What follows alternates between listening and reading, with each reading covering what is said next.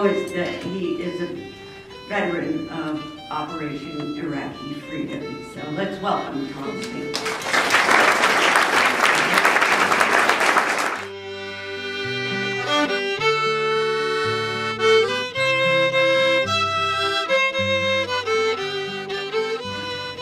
President Christ, Father Bichsel, other distinguished guests, thank you for being here tonight.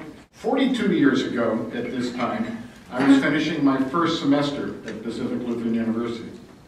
I know I don't look that old, yes. And what a semester it was. I had classes from 4 of the finest academics to ever walk into the classroom. I was working on the student newspaper, the Morning Mass, started a draft counseling office, and had a 16-hour-a-week job on campus security. It was the height of the Vietnam War era, and there were regular anti-war rallies in Tacoma. Seattle was a hotbed of the anti-war fever.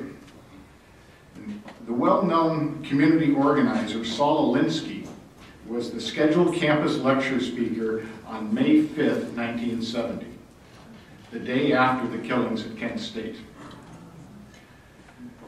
I remember Alinsky stood on the stage and said, "They're occupying buildings at Columbia, San Francisco State. They're shooting students in Ohio and in Mississippi. And where the hell am I? I'm in Parkland, Washington." But, some of us got to meet with Saul afterwards, and we asked him how we might have an impact on the national debate and on national policies. And Alinsky said it to us long before we ever heard Frosty Westering say it. He said, "Make the big time where you are." But whatever became some of those leaders of the student uprising? Well, tonight I'll name a few names. Let's see, among those in the forefront of the National Crisis Forum in 1970 were Jim Hussagen, Bruce Bjerke, Chris Berger, Dave Johnson. Dr. Christ, pay attention to those names. They are all on your Board of Regents. On June 1st, 9 years ago, I was on an oil transfer platform in the Arabian Gulf. As a member of the Coast Guard Reserve, I had been called to active duty for the invasion of Iraq. My unit had taken control of the Minar al-Bakr oil terminal, which we protected from demolition by the forces loyal to Hussein or from takeover by forces from Iran.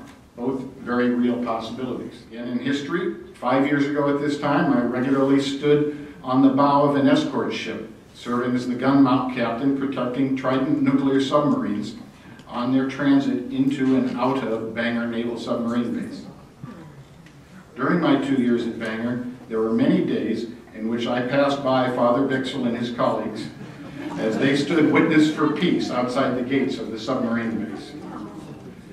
I attended a high-level security meeting, which was held one time while the protests were going on at the gate.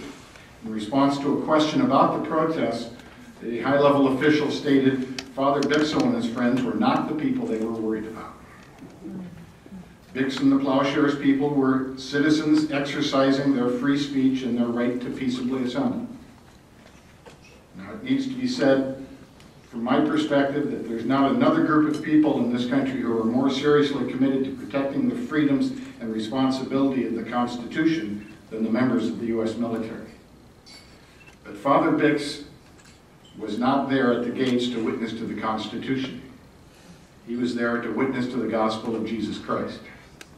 And the Constitution of the United States is not the gospel of Jesus Christ, and the gospel of Jesus Christ is not the Constitution of the United States. Those who try to make them the same understand neither.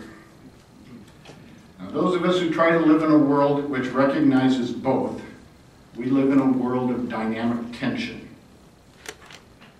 Dynamic tension. Now, that's a 50-cent word for being uncomfortable. During committee deliberations, the Greater Tacoma Peace Prize Committee, in selecting this year's laureate, I told my colleagues on the committee that Bill Bichsel makes me uncomfortable. And Father Bix, you do make me uncomfortable. I do have some problems with the actions taken at Bangor in November of 2009, but that's all right. As a priest, you have spent a lifetime comforting the afflicted. You have also spent a lifetime afflicting the comfortable. myself included.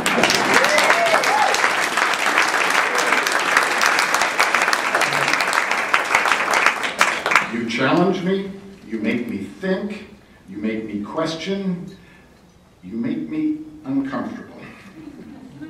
Now, if we support the Constitution of the United States, and if we believe in the gospel of Jesus Christ, if we're going to be Americans and Christians, it's an uncomfortable position in which to be.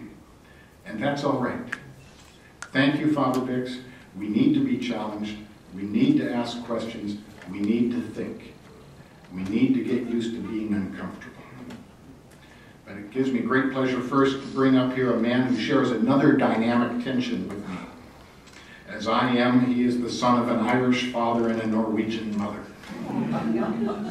He's also a friend to all who love Tacoma, Dennis Flanagan. Dennis, please come. I wonder what to say about Father Bix. He reminded me that they were children of the Depression. In a way, we may have children of the recession who have some of those experiences that they were raised with. Remembering the day that Pearl Harbor was bombed, and the next day.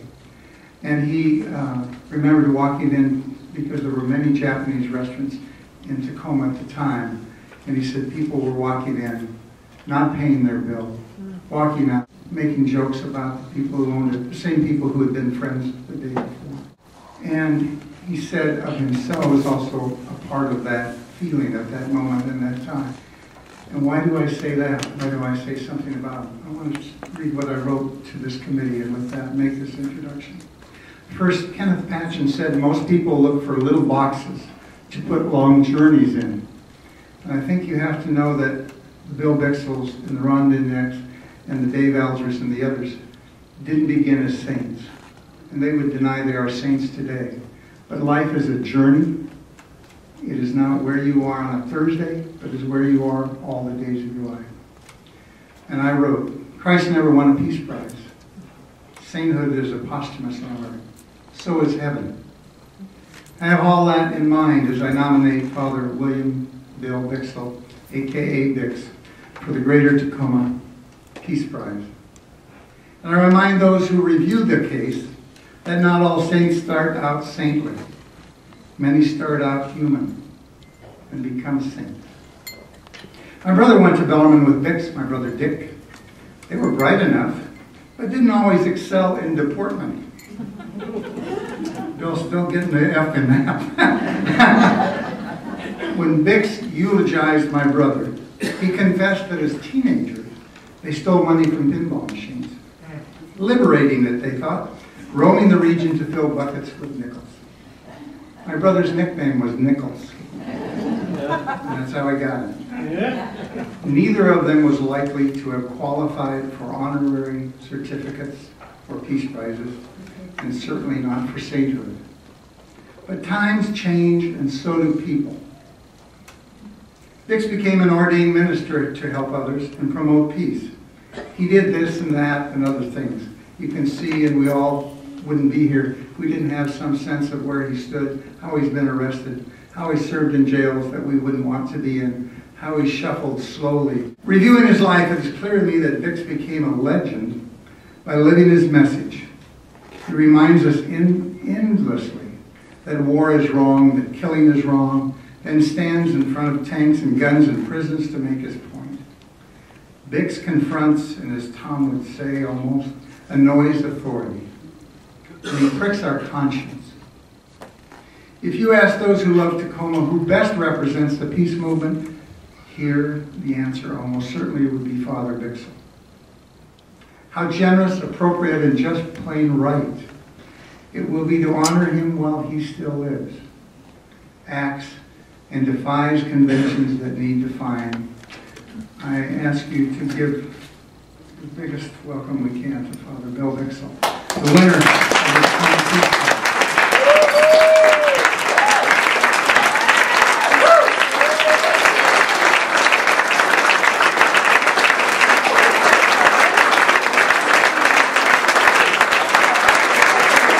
Well, thank you so much. You know, I mean, that is just, it's overwhelming.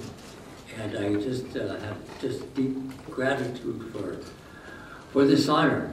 You know, I was born and raised on 27th and G Street, and now I'm on 15th and G Street. And as I tell people, in 84 years I've moved a mile, but in that motion I've never received such an honor as this, or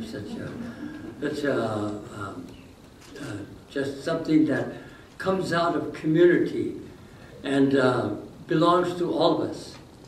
So that, you know, without any sort of modesty strains playing behind as background music, I have to say that without community, I certainly wouldn't be here, or I certainly wouldn't be the person that was chosen to receive this honor.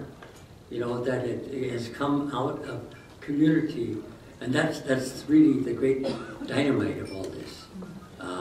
Just who you are, and I am so proud to be a part of this community, and just to have grown with you, and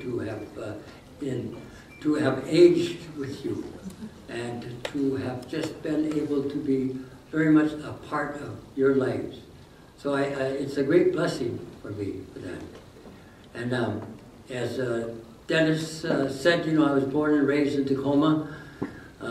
Born in 1928, there were 7 kids in our family, 6 boys and a girl. I was the youngest boy. My dad was a railroad engineer on the Northern Pacific, later became union representative for the engineers on the Northern Pacific line, and then gradually became, he was elected chairman of the engineers on the Northern Pacific system. And then 3 of my brothers also became engineers.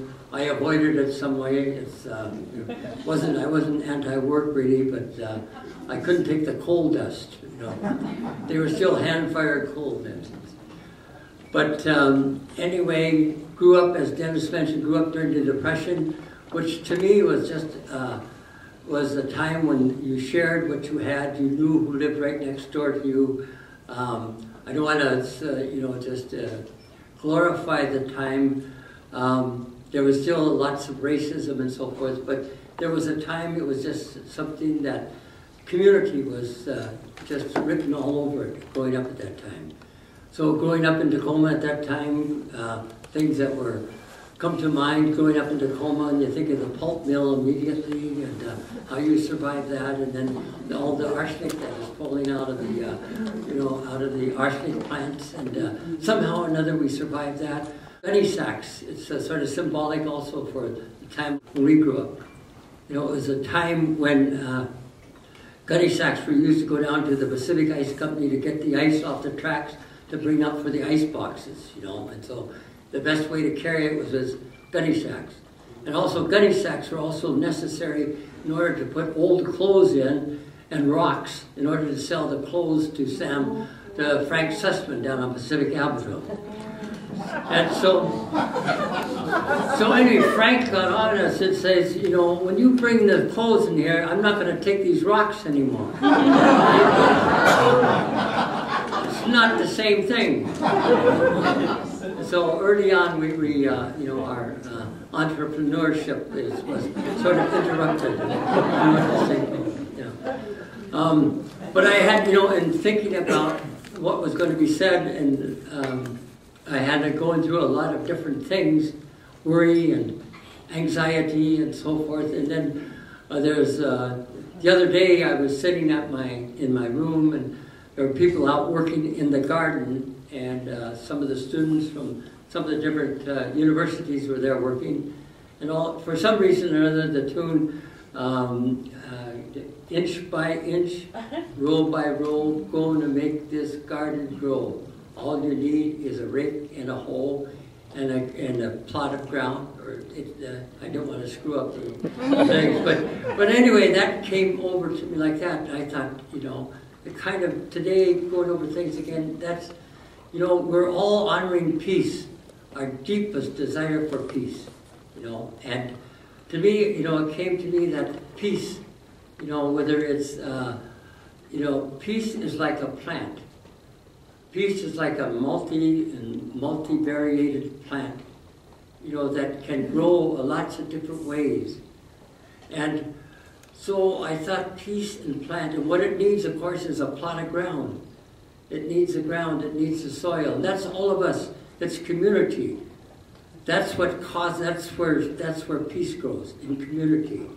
And we bring our differences, you know, and all of our own backgrounds into that soil. And our differences are not things that cancel out one another or threaten one another, but our differences help each other to grow and give more fertility to the ground and so forth. And so we need that ground, but there's, you know, but this community, and especially this community which I've grown to love so much and has treated me really in so many ways so well. And we need that. We need the ground. We need community. We need constantly to work for that. And we need, of course, water. And we need the water of nonviolence. We need that in our lives to live out the nonviolence that we know we are capable of. The nonviolence as lived out by Jesus, by Gandhi, by Martin Luther King, by Francis of Assisi, other people that we know.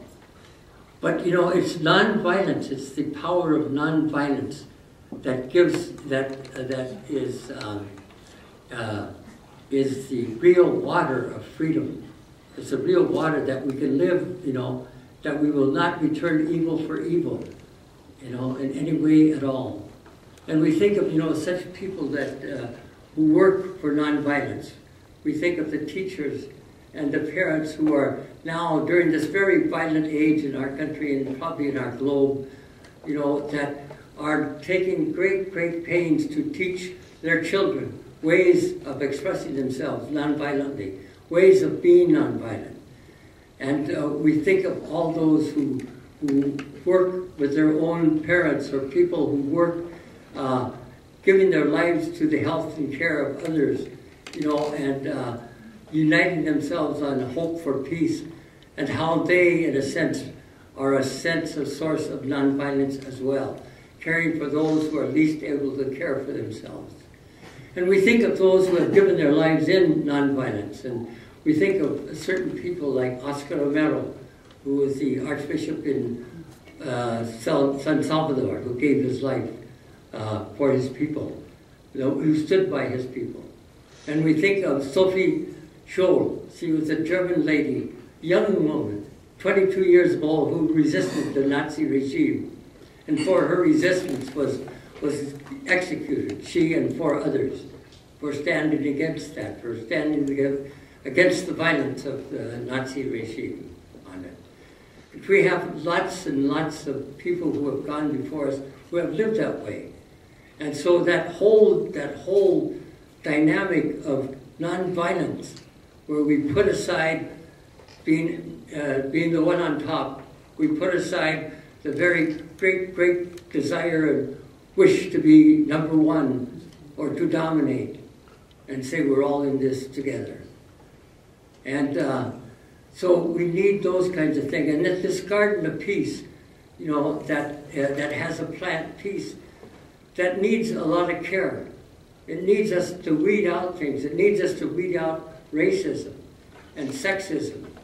And in my own church, you know, talking about nonviolence, you know, my own Catholic church, I would pray that there would be turning towards the nonviolence of Jesus. More of that. I think that they certainly have failed to bring out that full message, you know, in this church, in the church that I belong to, the nonviolence of Jesus, rather than any accusation about people, gay people who want to marry and so forth, and taking on the Girl Scouts. I think more should they be turned towards works of peace. What brings peace to our world? So peace is something that takes a lot of work. It takes the work of all of us, working at it to root out those things that threaten peace.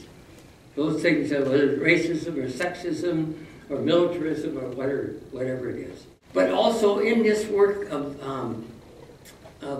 peacemaking, which we're all called to, you know, as Ron so much points out, that we're all part of this. We all are part of this. And yet, you know, very, very, very seldom do we hear our country preparing for peace, we're preparing for war all the time. We're preparing for military, stuff like that, but how are we preparing for peace? Do we even believe it's possible? You know, and I think in this real work of peace that we're all called to, and we're all invited into, like this, you know, there's also joy. There's also joy that we experience in the way, you know, so that it's not just constantly without some sort of affirmation. And to me, joy is that gratuitous gift of freedom, that gratuitous gift of coming, I think, from God, that gratuitous gift of affirmation, in which there is tremendous, tremendous gratitude for the life that you have, or I have, or we have. But there is that is possible in our lives that we're called to when we're doing peace work. And you know, just and that probably varies with people in different ways. You know, how to make peace present, how to say it's possible, and so. But it needs our help.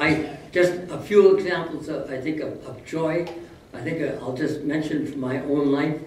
But I'm sure that you, whatever facet of peace you might be walking on or working in, or wherever you might be with it, you know, that at certain times you might have experienced that affirmation or that yes, that internal yes. And sometimes it might be decades, or sometimes it might be years in between the different yeses, but the yeses are there. I remember the first one I think I'm really conscious of when I was going to Bellman High School as a high school kid, and I was in ROTC, and I had flunked it 2 years in a row, you know? and then I had to go in my senior year, I had to go and take it again. And I was the only one, you know, everyone else after 6 weeks you'd be promoted from a buck private to a private and you get a stripe. I never did get a stripe. and it wasn't because I was anti-military or anything like that, you know, I was probably pretty incorrigible, whatever, you know. But I went to my principal and I said, could I please get out of this, you know, and I didn't think I had a prayer.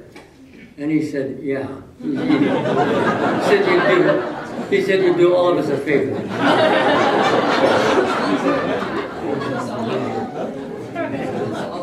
And then I wanted another time of peace, experiencing peace is one of the times when we were, before the Bangor base became the Trident submarine base, of which John spoke, or primarily Tom spoke. We were up there, you know, protesting, and I was there, and there was an announcement made that they wanted to carry a replica of the Trident submarine onto the base. The fence had already been cut, you know, the night before, and it was a matter of needing volunteers. And so I went up there not with the idea of doing civil disobedience or anything, but there was an interval of silence, and there was a Buddhist monk that was there from the Nipponzan Myoji order, and he was chanting, and there was a picture of Nagasaki there. And I looked at both of those things, and just during that time of interval, when they called for volunteers, I said, yes, I'll go. And I wasn't quite sure who was talking, who was saying that. But it turned out to be me. But anyway, I felt that sort of an affirmation of that. I felt an affirmation when before we did lots of actions up at Bangor, protesting the nuclear weapons that are stored there and the use of nuclear weapons and the Trident system. And before, oftentimes I'd go up to Nespelem, up to the Colville Reservation, and there be next to the grave of Chief Joseph, here's the person who was buried up in Nespelem. There, in order to be in touch with that spirit, you know, the person who said, I will fight no more now forever, from where the sun now sets. So he stopped the slaughter that was going on when the United States Cavalry was following them. And he had his whole village, his whole people with him. And he says, we cannot go anymore like this. And it was a difficult thing for a warrior like him to say, I surrender. But it wasn't that he was saying surrender. He says, I will not fight anymore. And he brought He brought the lack of slaughter.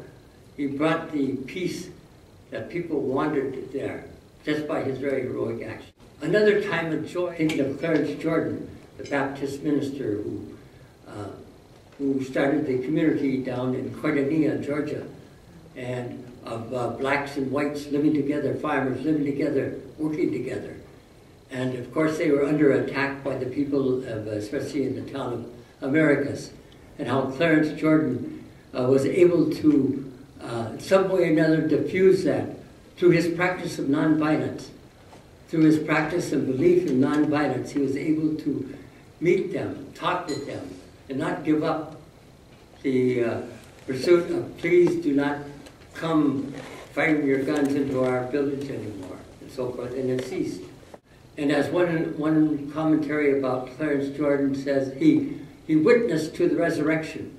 And I remember this one day when I was out at Memorial Park, the War Memorial Park out in Tacoma, out near the Narrows Ridge, and wandering around there. And I go there often.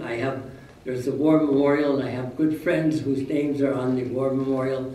Young guys that I went to high school with, Harley Bichsel and Robert Bichsel, two brothers killed a week apart in Tarara, on the landing in Tarara, and Napoleon Rousseau, and Joe Ferry, and Chuck Muldrick, and many others. But I go there oftentimes just kind of to tear. I very much honor them, these people. Not the wars. I don't honor the wars that they were in, that they were brought into, you know. And I myself come from a family of, we were 6 boys. All 5 of my brothers were in the service during World War II. I just missed the draft by a week and a half. I turned 18 on May 26, 1946, and the draft ended May 15, 1946.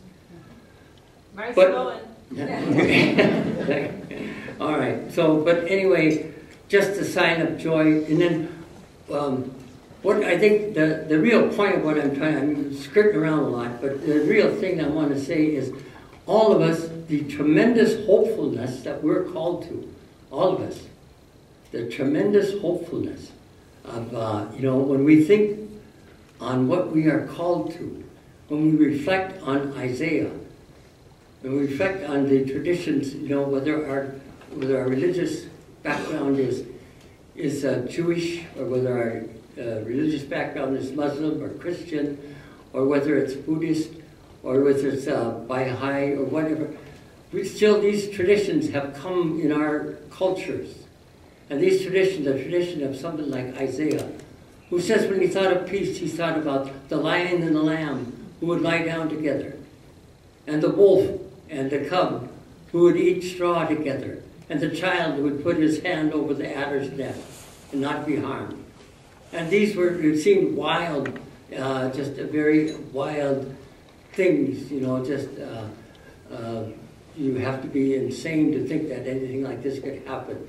And it's the same Isaiah who says, in those days, all people will walk up to this mountain, this holy mountain, all people, and they'll hammer their swords into plowshares, and they'll turn their spears into pruning hooks, and they will learn war no more. No more will nations teach war to one another. And this is Isaiah, this great tradition that's gone out since, who lived 800 years before Jesus. And Jesus himself would come on the scene, and Jesus says, the kingdom is at hand. He says, right now, the kingdom is at hand. And, you can make it happen. You can be a part of this. But do we really believe this? Did his disciples who followed him know? They had, what's he talking about? When he talks about kingdom, it had to be swords and horses and chariots. And that's not what Jesus was talking about. He's talking about the kingdom in which the poor would finally receive what is necessary to live a full human life. And that was the announcing of the kingdom. And so he went to his own death, proclaiming that. Jesus went to his own death, teaching the apostles, the disciples. Such thing told Peter, says, you can walk on water. You can walk on water. And so I ask ourselves, you know, how can we let all of our resources, and very much respecting what Tom has said, very much appreciating that, you know, and looking at saying, where are resources going? Isn't it impossible that we're going to spend $180 billion to replace the Trident submarine system? And here we have one of the largest stockpiles of nuclear weapons here at the Banquet base and so forth. But we are spending enormous amounts for armament, weapons of destruction, weapons that are meant to rip and tear and pull bodies apart. They're not your friends. They're not our friends. And so, in order, and this is just one issue, and it's not, doesn't have to be anybody's particular issue, but just to say, you know, we have to be the ones, the harbingers of peace. And we have to resist those things that bring death and destruction to people. And when our own population are suffering from want of education, want of housing, want of health care, want of employment, you know, why are we using all of our money for death, you know? And this might sound naive but how else but following the gospel or following the dictates of Isaiah are we to live if we want peace and so forth? Then it takes our work, and it takes us saying no to those things that are death-dealing, and very, very much yes to what is life-giving around us. And there's so many life-giving things around us. And so I'm so thrilled to be able to go. You know, part of this is to go to Norway, and just so thrilled also to be able to be in touch with other people striving for peace. And I thank you very much, because I know when I go with you. Without you, I wouldn't be going. So I have to say thank you. I'm very humbled to be, you know, there are you among us much more capable of going or being there. For some reason or other, I'm going, but I want to very much take all of you with me and learn what I can, you know, and then to bring that back.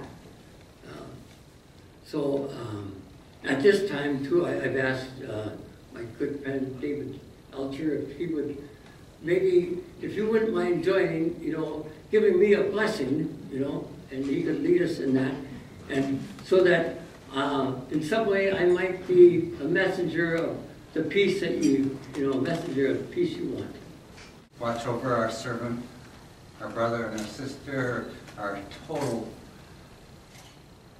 part of who we are as humanity. You know, watch over Bill as he represents all of that, as he not only represents himself, but he represents the totality of who we are.